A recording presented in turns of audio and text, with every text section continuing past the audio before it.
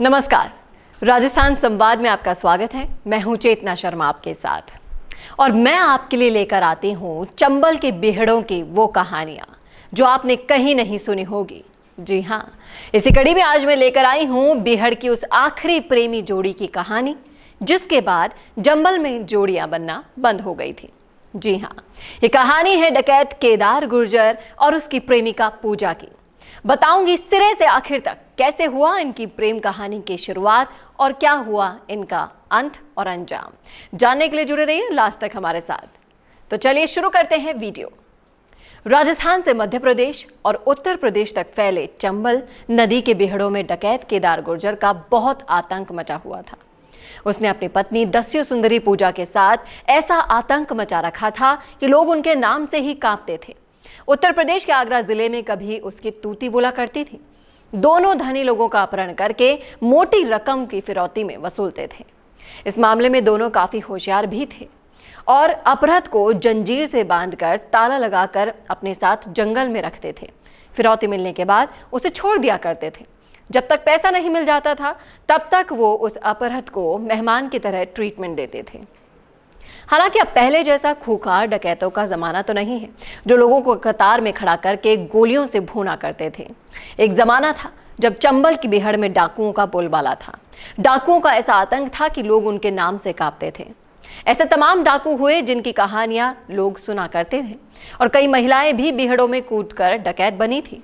इन्हीं के बाद इन्हें दस्यु सुंदरी कहा जाने लगा था और ऐसी ही कहानी है डकैत केदार गुर्जर और पूजा की। तो चलिए शुरू करते हैं कहानी। तो केदार धौलपुर जिले के बाड़ी थाना के गांव भोलापुरा का रहने वाला था। फेरन सिंह गुर्जर के बेटे केदार को लोग ठेकेदार के नाम से पुकारा करते थे। डकैतों के बीच भी वो केदार उर्फ ठेकेदार के नाम से ही जाना जाता था। वहीं पूजा मध्य प्रदेश के मुरैना जिले के कैलारस थाने के गांव डोंगरपुर निवासी बहादुर सिंह गुर्जर की बेटी थी। अब वो केदार गुर्जर की पत्नी है और माना जा रहा है कि चंबल के बीहड़ों में केदार और पूजा के बाद कोई ऐसा दस्यु जोड़ा नहीं बचा जो डकैती की वारदातों में लिप्त हो। जो डकैत बचे हैं वो अकेले पुरुष हैं। अगर उनकी शादी हुई तो पत्नी गांव में रहती है। चंबल की बीहड़ में अब किसी पुरुष डकैत के साथ कोई भी महिला दस्यु नहीं है। और ये विडंबना ही कहिए कि केदार और पूजा की दो बार शादी हुई। केदार की पहली पत्नी से उसे कोई भी संतान नहीं हुई। वहीं पूजा की बचपन में शादी हो गई थी जब वो सिर्फ 11-12 साल की थी। अक्टूबर 2004 में राम बाबू गडरिया ने भंवरपुरा गांव में कई लोगों को एक कतार में खड़ा करके गोलियों से भून डाला था। उन्हीं में पूजा का पति भी शामिल था।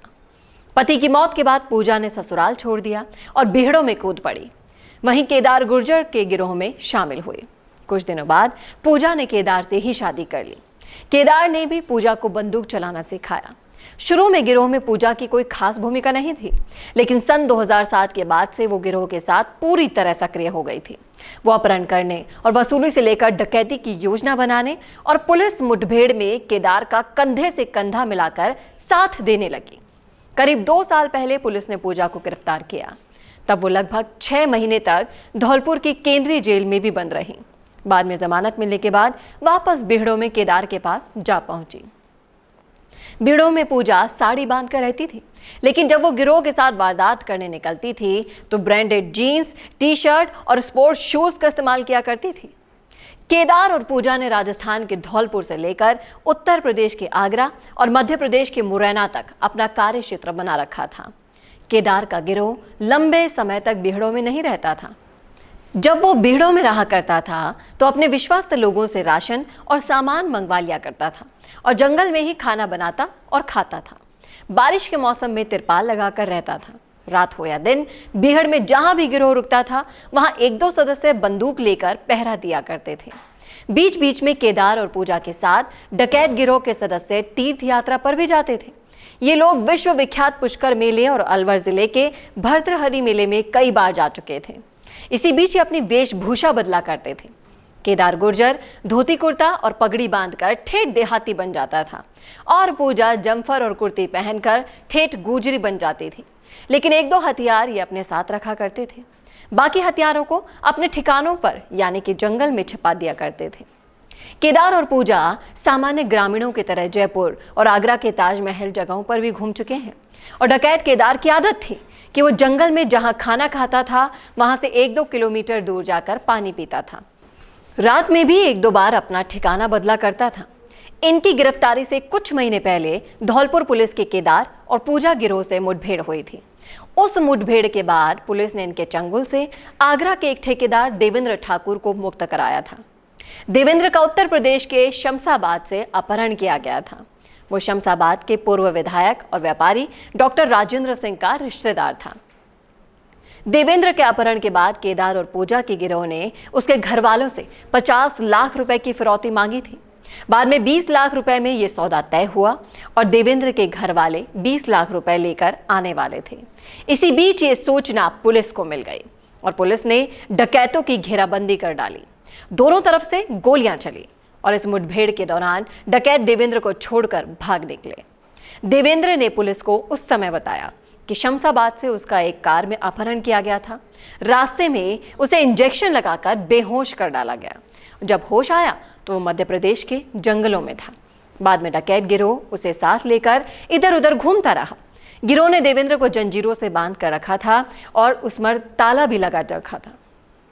केदार और पूजा की गिरफ्तारी से चंबल के बेहड़ों में आतंक के 2 साए भले ही कम हो गए हों, लेकिन उनकी दहशत अभी भी 3 राज्यों के कई जिलों में है। केदार की उम्र लगभग 60 साल तो पूजा भी 40 से 45 साल की बताई गई। दोनों को इस बात का दुख रहा कि उनकी कोई भी औलाद नहीं हुई। 2 बार शादी करने के बावजूद भी ये मलाल उन दोनों को हमेशा सताता रहा। करीब 9 साल तक राजस्थान पुलिस की पकड़ से दूर रहे डकैत केदार गुर्जर और उसकी पत्नी पूजा को 17 अप्रैल को अरेस्ट किया गया। आपको बता दें कि केदार पर 2 जिलों की पुलिस ने 21,000 रुपए का इनाम घोषित कर रखा था। तो ये थी दस्युओं के आखिरी प्रेमी जोड़ी की कहानी। कैसी लगी आपको? कमेंट करके जरूर बताइएगा कमेंट बॉक्स में। और इसी तरह की और रिपोर्ट्स के लिए देखना ना भूले राजस्थान संवाद। नमस्कार। कौन देखता है अब टीवी पर आपको कितनों ने देखा, ये कैसे पता चलेगा? घर घर इंटरनेट पहुंचने के बाद अब सब कुछ है डिजिटल। आपका वीडियो कितनों ने देखा ये हर पल आपको पता चलेगा, इसलिए डिजिटल मीडिया में बनाइए अपनी पहचान। 4.5 करोड़ से ज्यादा व्यूज और 3,27,000 से ज्यादा सब्सक्राइबर वाले राजस्थान के चैनल राजस्थान संवाद पर करवाइए कवरेज। ज्यादा जानकारी के लिए व्हाट्सएप करें 7339900549 पर।